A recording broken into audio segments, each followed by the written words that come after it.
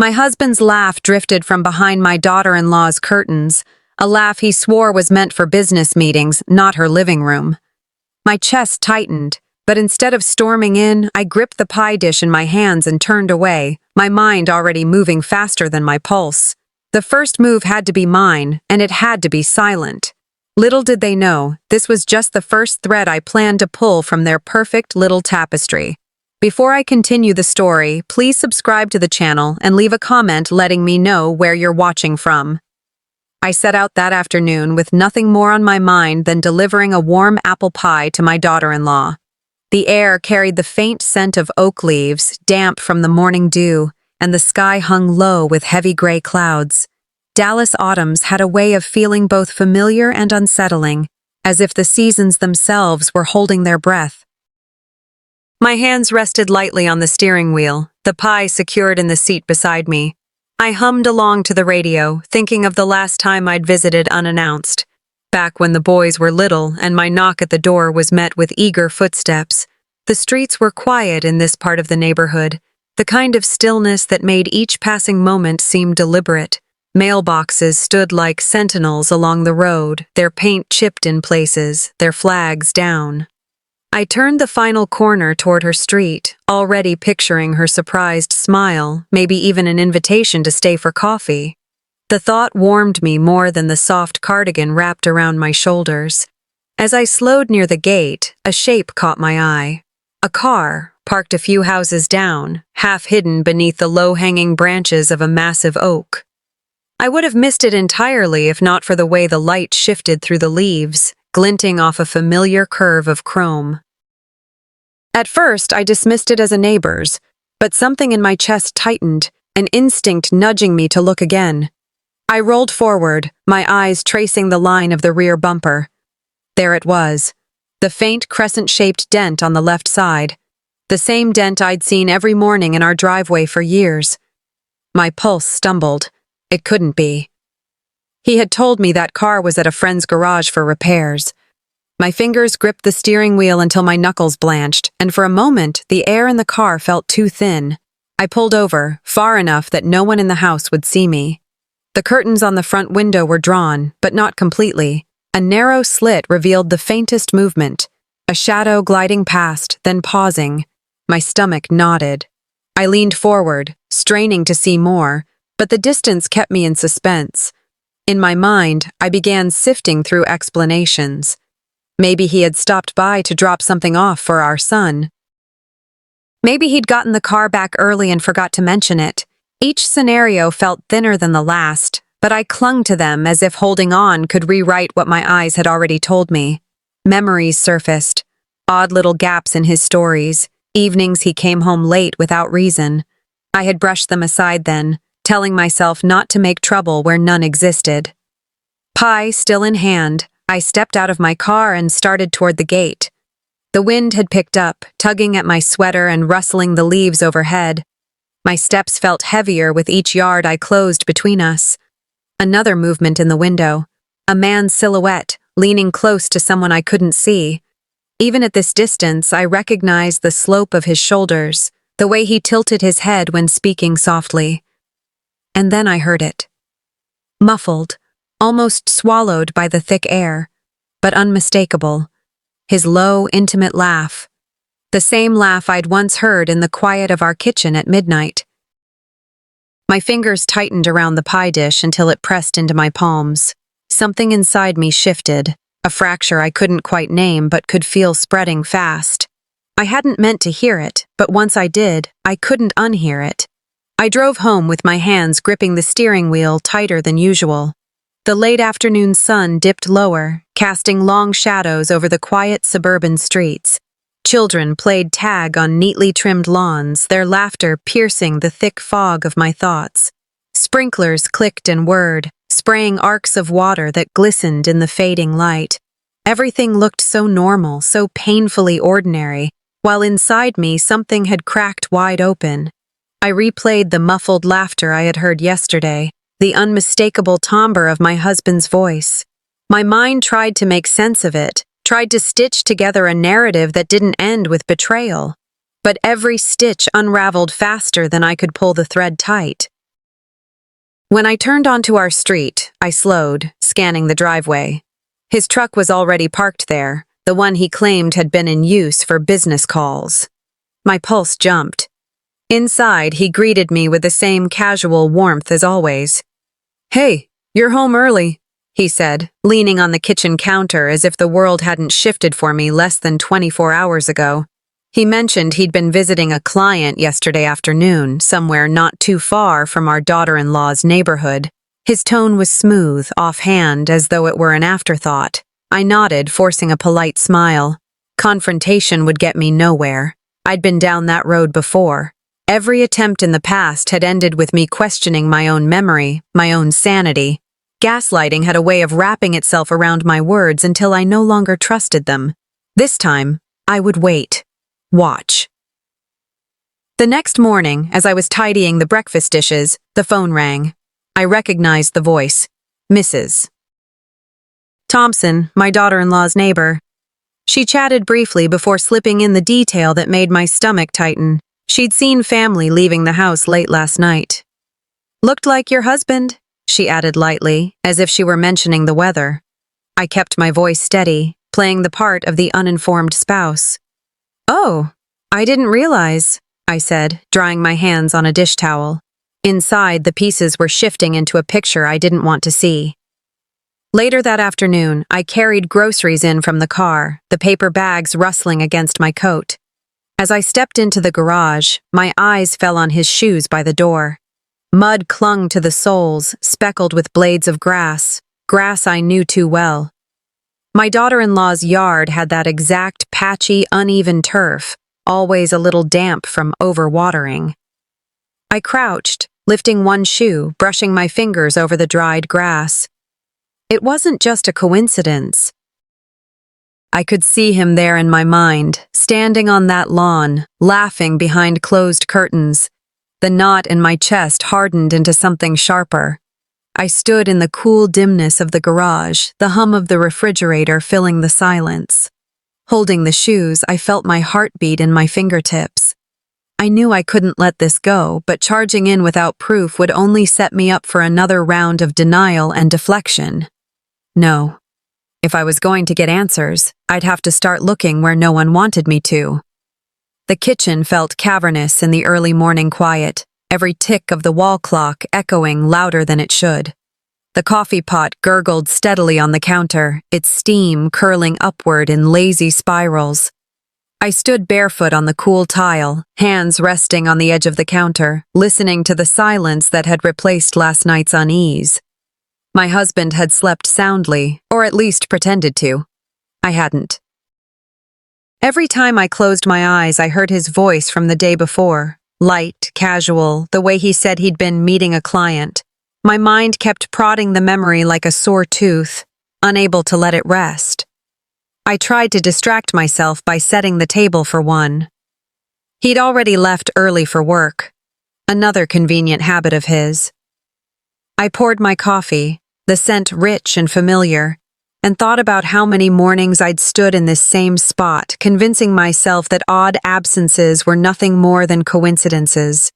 The truth was, I'd been here before, just not ready to admit it. It was 8 years ago, our 30th wedding anniversary. We'd booked a dinner at a favorite restaurant in Dallas, a place we'd gone to for celebrations since our kids were small. I'd worn a navy dress he once told me made my eyes look like summer storms. When we walked in, our son and his wife were already seated. She'd waved him over before I could take my coat off, pulling out the chair next to hers and patting it with a smile. "Sit here, you two can talk business," she'd said, as if I were some afterthought in my own marriage celebration. The rest of the evening passed with her leaning close, her manicured fingers tapping his sleeve for emphasis, laughter bubbling from her in response to stories I wasn't part of. I'd tried to keep my smile steady for the friends sitting across from us, but I felt small, reduced to a background figure while they carried on in their own little world. That night, he brushed off my hurt. "You're imagining things," he'd said. "She was just being friendly." I'd told myself I was overreacting, but standing in my kitchen now, coffee cooling in my hands, I felt the same burn in my chest. The connection began to take shape in my mind, uninvited but undeniable.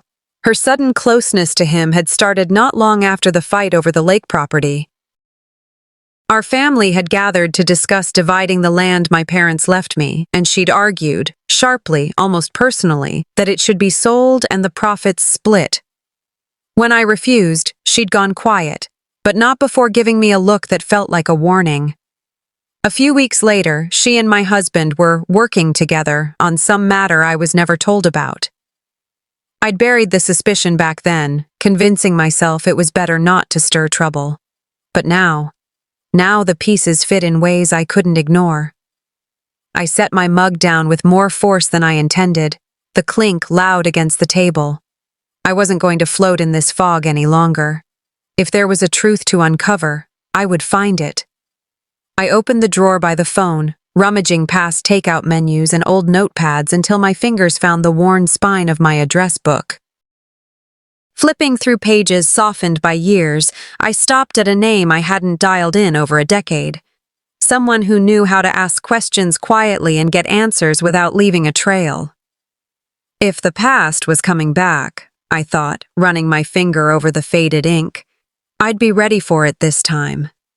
The phone felt heavier than usual in my hand. I stared at my son's name on the screen before pressing call. It rang twice before he picked up, his voice brisk, as if he'd been expecting someone else. "Hey, Mom," he said. I kept my tone light. "Hi, sweetheart. Just thought I'd check in. How's work?" There was a pause, then the sound of him settling into his chair. "Busy. You know how it is." I asked about the grandkids, the weather, anything to keep the conversation on safe ground. But when I mentioned that his stepfather had been out a lot lately, the silence stretched just a hair too long.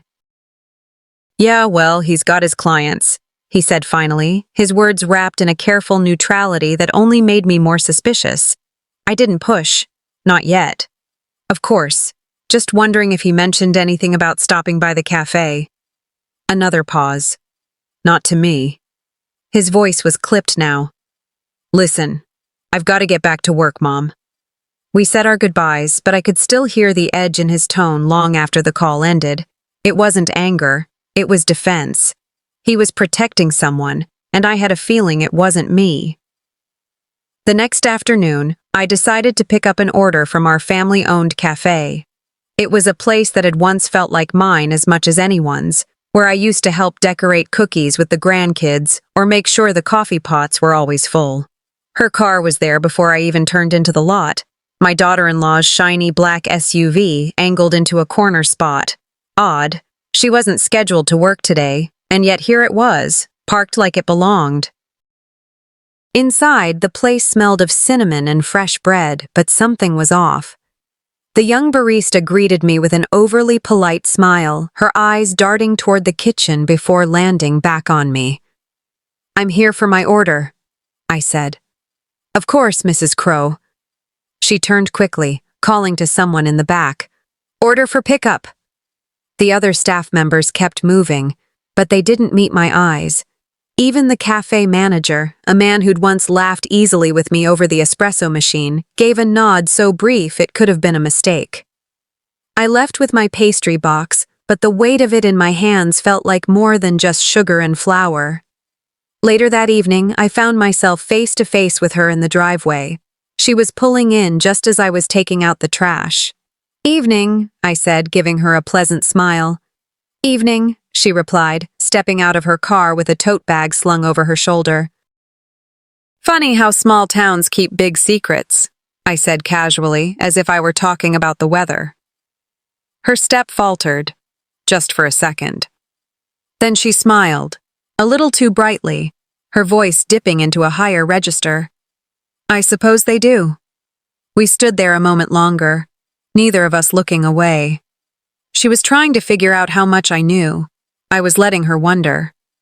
Back inside, I set my phone face down on the kitchen table. I'd spent years letting others dictate the rhythm of my conversations, my questions, my silences.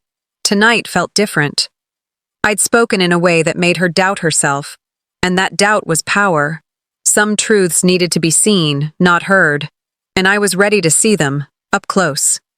I sat in my living room, the afternoon sunlight filtering through the blinds in slanted gold stripes, casting long, quiet shadows across the carpet. The house felt still, too still, as if it were waiting for me to make up my mind. I had been replaying the last few weeks in my head, the looks exchanged when they thought I wasn't watching, the half-finished explanations, the conversations that ended too quickly. On the coffee table sat a framed family photo from 2 years ago, taken during a barbecue in our backyard. We were all smiling, or so I thought. My gaze lingered on my daughter-in-law's smile, so perfectly posed, and then on my husband's hand resting on the back of her chair. I reached for my phone to check the version my son had posted on social media a few months ago. That's when I saw it. In the cropped frame, I was barely there, half of my face cut away as though I'd been an afterthought. A hot, quiet indignation welled up in my chest. It wasn't just about a picture. It was about what it meant. I was being erased, piece by piece, from the life I had built. That realization settled into my bones like a cold wind. I wasn't going to let it continue. I grabbed my purse, my car keys, and without letting myself think too long, because if I did, I might lose my nerve, I headed for the door. The drive over to my son's house was a blur of familiar streets and shifting clouds. When I pulled into their driveway, I noticed the blinds in the front window twitch, just a flicker, as if someone had peeked out. I knocked. There was a pause, longer than it should have been, before the door opened. My daughter-in-law stood there, her eyes narrowing just for a fraction of a second, before she replaced the look with a bright, brittle smile. "Oh, what a surprise," she said, her voice pitched just a little too high. "Afternoon," I replied evenly, stepping inside before she could come up with a reason to keep me on the porch. The air inside felt warm but heavy, as though it had been filled with words no one wanted to say. We sat at the kitchen table, a mug of coffee between us. My son joined us a minute later, his expression tight. I didn't waste time. "If you think silence means consent," I said, my voice steady, "you're mistaken." The words landed like a stone in a still pond, sending out ripples neither of them could hide. My son shifted in his chair, staring into his mug. My daughter-in-law's smile froze, the corners twitching just slightly before she smoothed them out again. "I'm not sure what you mean," she said, her tone laced with the kind of politeness that's meant to shut a door, not open one. "Oh, I think you do," I replied. Then I let the silence hang. Sometimes silence says more than any accusation could. After a few minutes, I pushed my chair back. I wasn't here to start a shouting match. That would only give them control of the narrative. I was here to plant a seed, one they wouldn't be able to ignore. On my way out, I passed the entryway table. There, in a small ceramic dish, sat a set of car keys, my husband's keys. The little leather fob with his initials on it was impossible to mistake. I didn't let my expression change, but inside, a truth solidified into something unshakable. The late afternoon light was already dimming when I got back into my car. I didn't drive straight home. Instead, I pulled over at the edge of a park, the kind where kids ride their bikes in circles and old couples walk hand in hand. I took a deep breath, pulled out my phone, and scrolled to a name I hadn't called in years. When the line clicked open, I said only one thing. It's time we talked. Some alliances take years to form, and seconds to activate. The text came while I was rinsing the last of the breakfast dishes. I almost ignored it.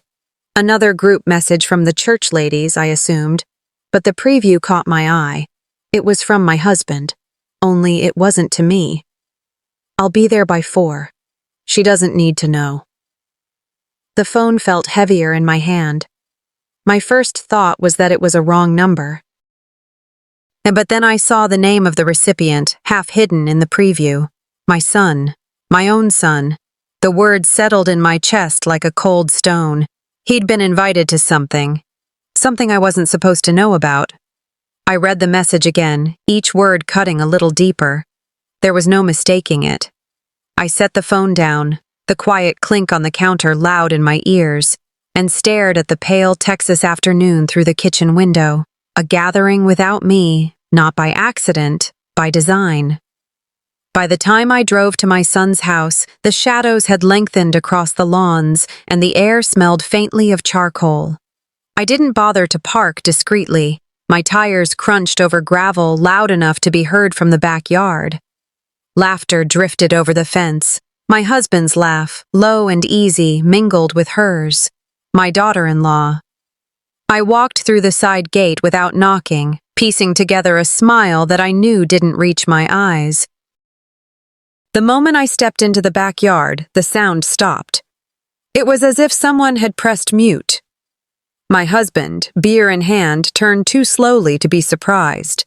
My son fussed with the grill, poking at meat that didn't need poking. My daughter-in-law's face froze before she rearranged it into a polite mask. "Mom," my son said finally, "we didn't know you were coming." "I can see that," I replied, my voice smooth, almost warm. I sat down at the patio table, placing my bag beside me. That's when I saw it. A manila folder, half open, papers inside fluttering slightly in the breeze. My eyes fell on the bold header, quitclaim deed, and just beneath it, her name. My daughter-in-law's. It took everything I had to keep my hand steady as I reached for it, lifting the top page casually, as though I were admiring a menu. The words swam into focus, and there it was. My property address, the one I had inherited from my parents. No one spoke. They didn't need to. I slipped the paper back into the folder, closed it neatly, and then slid the whole thing into my bag without asking permission. "Something wrong?" she asked, her voice thin. "Not at all," I said, standing. "I just remembered something I need to look over." I thanked them all before leaving, my tone honeyed and deliberate. "Lovely seeing you. Enjoy the rest of your afternoon." I let the pause hang just long enough to taste their discomfort. Once in the car, I didn't start the engine right away. I pulled out my phone and opened a contact I hadn't touched in years. A friend who had once handled some messy inheritance paperwork for me. I typed only, "I need your legal eyes on something." The house behind me was silent now, save for the faint clatter of a grill lid closing. I started the engine, my lips tightening into something that might have been a smile. "They think I'm out of the game," I muttered to myself as I turned onto the road. "They're wrong." The diner smelled faintly of fried onions and strong coffee, the kind of place where the booths had worn grooves from decades of elbows resting in the same spot. I slid into the corner booth, the property document folded neatly in my purse like a loaded weapon. Across from me sat Frank Turner, an old friend and former attorney whose eyes were as sharp as they'd been back when he was cross-examining witnesses. I didn't waste time on pleasantries. I placed the paper on the table, flattening it with my palm. "Tell me what I'm looking at," I said, my voice even. Frank adjusted his glasses and read in silence. His jaw tightened. "It's a transfer of ownership," he said finally, "and it's not clean. The signature here," he tapped the paper, "isn't yours, but your husband signed as a witness. That makes him complicit." The words landed like a punch I'd been bracing for. I felt the blood in my ears, a steady rush. "So they didn't just talk about taking it, they've already moved the pieces." He leaned in, lowering his voice. "You have grounds to fight this. And if you want to make it public, you'll hit them where it hurts." I nodded, slipping the paper back into my bag. Then it's time they learned I'm not as quiet as they think.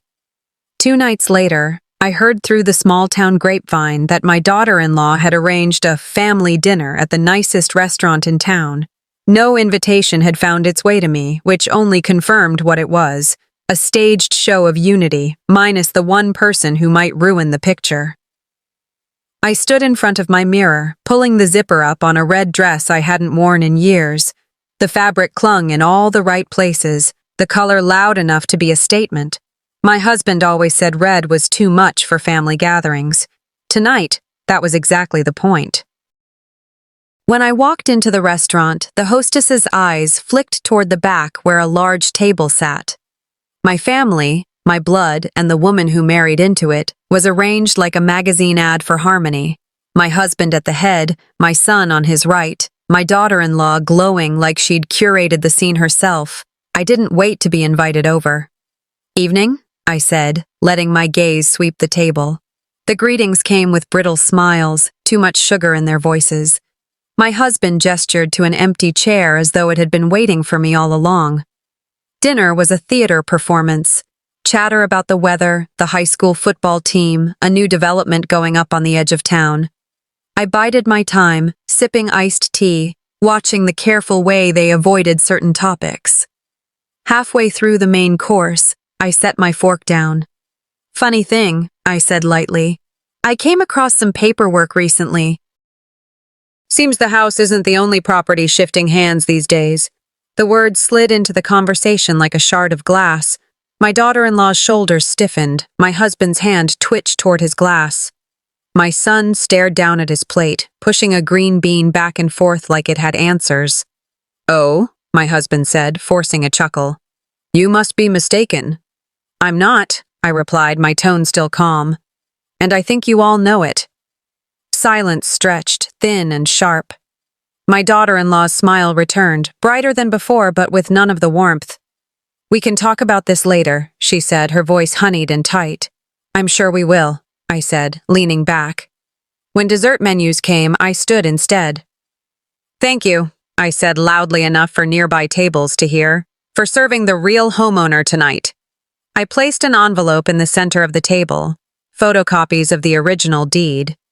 "Just so we're all clear on the facts," I added. No one moved to pick it up. I turned and walked out, the sound of my heels clicking against the tile cutting through the stunned silence. As I passed the hostess stand, I caught my reflection in the glass door, shoulders back, chin high. Behind me, the murmur of voices rose. Just before the door closed, I heard my son's voice, low but urgent. "We need to handle her before she ruins everything." I stepped into the cool night air, a slow smile forming. Sometimes, threats are the clearest sign you're winning. The call came just as I was rinsing out my coffee cup. Jasper's voice was clipped, too polite, like he was reading from a script. "Mom, I think we should meet. Clear the air." I didn't trust the timing, and the knot in my stomach told me the air was about to get thicker, not clearer. Still, I said yes. An hour later, I stepped into the private dining room of a high-end restaurant in Dallas. The lighting was warm, but it didn't soften the sharp edges in the room. My husband was there. So was Erin, my daughter-in-law, perched at the head of the table as though she'd been born to that chair. Around them sat half a dozen relatives, some smiling too broadly, others unable to meet my eyes. It didn't take long for the trap to spring. Erin rose, holding a wine glass like it was a gavel. "We're here because certain actions have hurt this family," she began, her voice rich with performative concern. She accused me of stirring tension, of leaking private matters to people outside the family, of crossing lines I had no right to cross. Each sentence was measured, rehearsed, dripping with the kind of civility that cuts deeper than shouting ever could. I stayed quiet. Let them look. Let them hear the sound of my silence. I scanned the table. The cousin who wouldn't meet my gaze, the aunt who nodded a little too eagerly, my son shifting in his seat but saying nothing. Erin kept talking, as if the more she filled the air, the more her version of events would become the truth. When she paused to sip her wine, I reached into my bag. The leather folder was cool in my hands, the clasp giving way with a soft click that sounded louder in the hush. I slid out the documents, placing them on the table without fanfare. "These," I said, "are records of financial transfers and property deeds, all tied to your name, Erin." There was a ripple of gasps. Erin's hand twitched. My husband's jaw tightened. I could feel the room shift, the way a storm front announces itself without a drop of rain yet falling. "You wanted the truth in front of the family," I continued, my voice steady. Here it is. Erin's composure cracked. This is a misunderstanding, she started, but her tone had lost its polish. I didn't give her the satisfaction of an argument. Instead, I reached for another document, one stamped and dated by the county clerk. This, I said, sliding it across the table toward her, is proof that legal action has already been filed to reclaim what was taken and to freeze any accounts in question. It's public record now. The temperature in the room dropped. Someone cleared their throat. My son looked at me like I was speaking a language he'd never heard before. I stood, gathering my folder. Enjoy your dinner, I said evenly, and the truth that came with it. I didn't wait for a reply. My heels clicked against the polished floor, each step deliberate, each breath lighter than the one before. Out in the hallway, the air felt cooler. I'd barely reached the exit when my phone buzzed. A message from an unknown number lit up the screen. You've made a mistake. This isn't over. I stared at it for a moment, feeling not fear but clarity. They were right. It wasn't over. And I wasn't done. I woke before the sun, my mind still trapped in the fog of last night's dinner. The legal folder, the gasps, the look on her face, they all played back in my head like a film I couldn't turn off. I lay there for a while, staring at the ceiling, the house so still it felt almost hollow.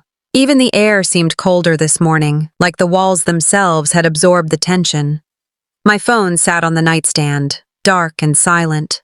The message from the unknown number was still there, its short warning echoing louder than it should have. You've made a mistake. This isn't over. I swung my legs over the side of the bed, the floor cool beneath my feet. In the kitchen, the coffee pot hissed, and I wrapped my hands around the mug as if its warmth could seep into the parts of me that had grown numb. There was no plan for the day yet, just the knowledge that I couldn't let them dictate the next move. It was mid-morning when my friend Marianne called. Her voice was hesitant, the kind people use when they're not sure how much bad news you can take. I thought you should know, she began. There's talk going around about you. I leaned back in my chair. Go on. She's telling people that you've been losing touch, that you're making up stories for attention. A slow heat spread through my chest, not the kind that burns fast, but the kind that smolders, steady and dangerous. And people are listening? I asked. Some, Marianne admitted. A few called me, wondering if they should check in on you. I told them you're as sharp as you've ever been, but... She trailed off, the unspoken hanging between us. I thanked her, wrote down the names she mentioned, and ended the call. I'd learned a long time ago that outrage is most powerful when it's saved for the right moment. By early afternoon, I was sitting in my lawyer's office. Richard had been handling our family's paperwork for over 20 years, and he knew when to talk and when to just let me think. I handed him the property document I'd taken, along with a brief summary of the last week. He scanned it, then reached for a thick folder from his cabinet. You're in better shape than you realize, he said. How so? There's a clause in the original property agreement, inserted years ago when your first husband passed. It requires unanimous consent from all original signatories for any transfer to be valid. You never signed anything, so legally, this transfer is void. I exhaled slowly. So I can win this? You can do more than win, Richard replied. You can make it very public, if you want to. I nodded, feeling something inside me shift, not relief exactly, but control returning to my hands. That evening, I pulled into my driveway and noticed a familiar shape parked just across the street. My husband's car. The engine was off, but he sat there, hands on the wheel, staring straight ahead. He didn't come to the door, didn't wave. I stayed in my car for a moment, watching. And was this guilt? Curiosity? Or was he waiting to see if I'd make the first move? I decided then and there that I wouldn't. Not tonight. I had bigger things to prepare. An hour later, my phone rang. My son's name lit up the screen, and for a second I considered letting it go to voicemail, but I answered. Hello? A pause. Then a voice I hadn't expected. Hers. You really don't know what you've started, she said, her tone almost amused. I smiled to myself. Oh, I know exactly what I've started. The courthouse smelled faintly of old paper and polished wood, a mix of history and judgment. I took my seat at the plaintiff's table, my hands folded on the stack of documents I'd spent weeks assembling. My lawyer glanced at me, a small nod of reassurance, before the bailiff called the room to order. When the judge entered, the air shifted. I didn't look toward my husband or daughter-in-law. They were behind me, and I didn't need to see their faces to feel the tension radiating from their side of the aisle. The proceeding began briskly, my attorney presenting bank statements, property deeds, and correspondence that told a story my words alone could never have conveyed. The moment she laid out the forged signatures and unexplained withdrawals, the judge's brow furrowed. And who authorized these transfers? The judge asked, his tone clipped. My attorney didn't answer right away. Instead, she turned to me. I slid a highlighted page forward, the one that linked the accounts directly to my daughter-in-law's name, with my husband listed as a secondary signatory. The silence was heavy. Then the judge leaned back. Pending final review, the court rules to grant preliminary possession of the property back to Mrs. Cole. The gavel struck, and the sound reverberated through my bones. Vindication, sharp and clean. That evening, the scent of barbecue drifted through my sister's backyard. The family had gathered for her birthday, laughter and clinking glasses filling the space. I moved through the crowd, smiling politely, accepting hugs and pretending not to notice the way certain eyes followed me. When I reached the picnic table, I set down my plate and cleared my throat. I thought tonight would be a good time to share some news, I began, my voice carrying just enough to reach everyone. A hush fell. My daughter-in-law froze mid-sip.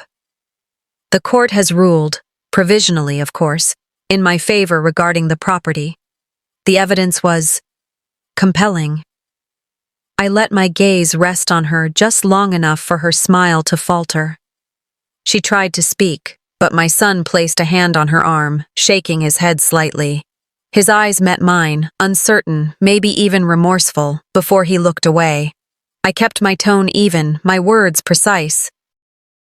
I thought it was important for everyone to hear the truth directly from me, not from rumors or half-truths.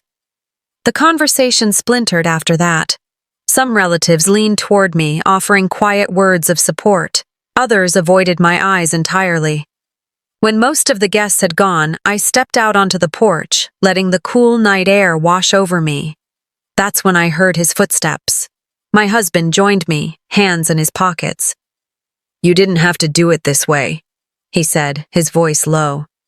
This way? I turned toward him. You mean in the open, without letting you control the narrative? He sighed, glancing at the dark yard. I'm torn, you know that. She's family, too. Family doesn't lie to you and steal from you, I replied, my voice steady. You've been sitting on that fence so long you've forgotten which side you belong to. He didn't argue, he just looked away, and I knew the conversation was over, not resolved, just ended. I left the gathering earlier than planned, slipping into my car with a quiet sense of purpose. On the passenger seat was a folder my lawyer had given me after court. Inside was a final piece of evidence, one I hadn't yet brought into the light. As the streetlights flickered past my window, I tapped the folder with my fingertips. They think it's over, I murmured to myself. It hasn't even begun. The morning light seeped gently through the curtains, casting a soft glow across the quiet room. I woke earlier than usual, my mind clear but heavy with the residue of everything that had happened in the past few days. For years, I had carried the weight of keeping the peace, biting my tongue, folding my hurt neatly away, telling myself that time and patience would mend what was breaking. But now, the cracks were no longer hidden, they had split wide open for everyone to see. On my phone, a single unread message waited. It was from my son. Can we meet? Just us. No explanation, no apology, just a request. My first instinct was to wonder if this was another ploy, another conversation scripted by someone else. But something in the brevity of his words felt different. Later that morning, I parked near the small park just outside of town, a place we had visited countless times when he was a boy. The benches were the same, weathered by sun and rain, but the pond looked smaller, the ducks fewer. He was already sitting there, elbows on his knees, staring at the water as though it held answers. "I'm not going to dance around this," he began, his voice low. "I knew about some of the things she did. I knew she was keeping you out of decisions. I just didn't know how far it went." I didn't interrupt.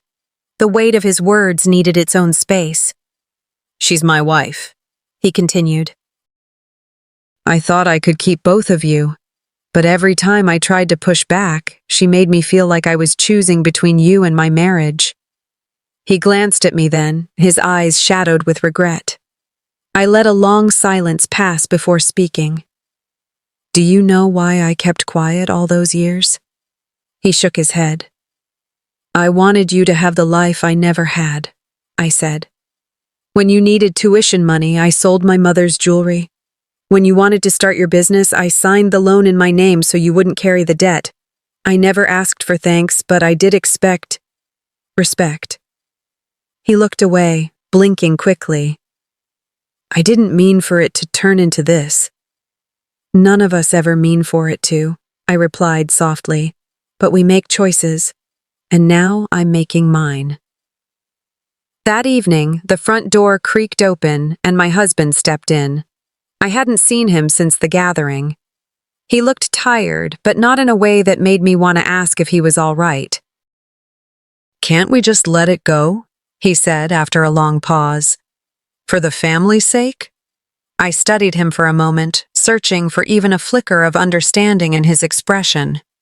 "Unity without respect," I said, "is just a pretty lie we tell other people. I won't live in a lie anymore." His jaw tightened, but he didn't argue. He simply nodded once, like a man who had already decided he wouldn't change course, no matter what I said.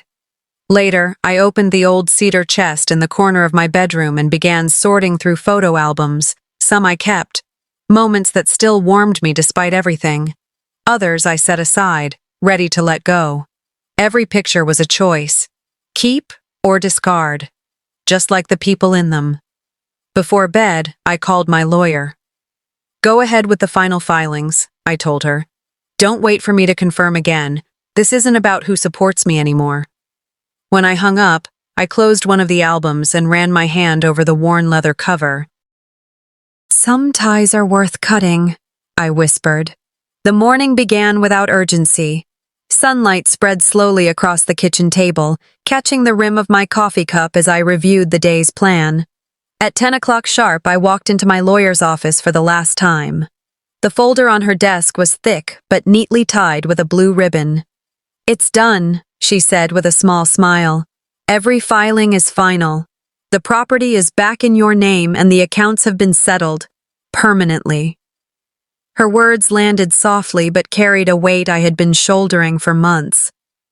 I signed the last document with a steady hand, feeling the shift inside me. Not the exhilaration of victory, but the quiet settling of peace. Later that afternoon, I sat across from my son at a small cafe near his office. He looked older than his years, worry lining his face. "I want you to know," I began, "that I love you. That hasn't changed, and it never will. But love doesn't mean I'll accept being treated as if my place in this family is optional." He swallowed, his gaze dropping to his hands. "I understand." "I hope someday we can rebuild what's been broken," I continued. "But trust takes time, and it takes effort from both sides. I'm stepping back, for my own sake." We parted with a lingering hug that carried both affection and distance. That evening, my husband called. His voice was hesitant, stripped of its usual certainty. I didn't think it would end like this, he said quietly. I thought you'd come around. I let the silence stretch before answering. That was the problem. You thought I'd always come around. I'm not going back to what we were. There was no shouting, no pleading, just the dull acceptance of someone who had finally realized the cost of his choices. The next morning, I packed a small bag and drove south until the landscape opened into a ribbon of coastline. The air was salt-tinged, carrying the cries of gulls and the rhythmic push of the tide. I stopped at a cafe I had visited years ago with friends. Whitewashed walls, blue trim, the smell of fresh bread mingling with sea air. With a warm mug in hand, I sat by the window overlooking the waves. My mother's voice drifted back to me, her anchor of hope speech, the one she'd repeated whenever life turned hard. You don't wait for the storm to pass. You learn how to stand in it until the sun comes back. I smiled into my coffee. The storm had passed and the sun was rising again. For the first time in years, I wasn't waiting for anyone's approval. I was simply living. I left the cafe and walked toward the beach, the sand cool beneath my feet, the horizon stretching wide and open ahead. The ocean rolled on, unbothered, unending, and I felt myself moving forward with it. Looking back, I've learned that peace doesn't come from avoiding conflict. It comes from standing up for yourself when it matters most. Sometimes protecting your dignity means walking away from people you once thought you could never live without. In this life, respect is not given freely. It's earned, and it's kept only when we refuse to settle for less. So I'll ask you, have you ever had to make a choice between keeping the peace and keeping your self-respect? What would you do if you were in my shoes? I'd love to hear your thoughts. If this story touched your heart, leave a comment with 1, or tell me where you're watching from. And if it didn't resonate, share why. Your voice matters here. Don't forget to subscribe so you won't miss the next story we share together.